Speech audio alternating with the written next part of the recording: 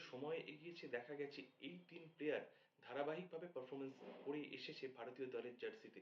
আমি মনে করি রিঙ্কু সিং ফিনিশার হিসেবে অনবদ্য, তিনি ফিল্ডার হিসেবেও কিন্তু নজরকাড়া। বরুণ চক্রবর্তী ধারাবাহিকভাবে উইকেট পেয়ে সফল এবং সবশেষে বলবো হর্ষিত রানা প্রসঙ্গে, তাকে সবচেয়ে বেশি আক্রমণ করা হয়েছে কেন মোহাম্মদ সামিকে বাদ দিয়ে তাকে দলে নেওয়া হচ্ছে এই নিয়ে।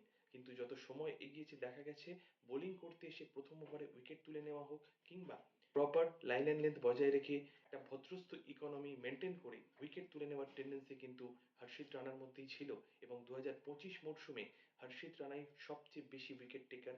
২০২৬এও তিনি সেইভাবে শুরু করেছেন, পাশাপাশি ব্যাট হাতেও তিনি কিন্তু জ্বলে উঠছেন। সম্প্রতি বিরাট কোহলিকে সঙ্গী করে হাফ সেঞ্চুরিও পূরণ করেছেন। যদিও ম্যাচটা ভারত হারে, কিন্তু তার লড়াকু মনোভাবের প্রশংসা অবশ্যই করতে হয়। কাজেই কোটার প্লেয়ার, কেকেআর কোটার প্লেয়ার ইত্যাদি বলে সম্বোধন না করে তাদের পারফরমেন্সের দিকে নজর রেখে তাদের কেরিয়ার যাতে আরো ভালো হয় সেই শুভকামনা আমাদের প্রত্যেকের ভারতীয়র করা উচিত। আফটার অল তারা আমাদের দেশকে রিপ্রেজেন্ট করছে।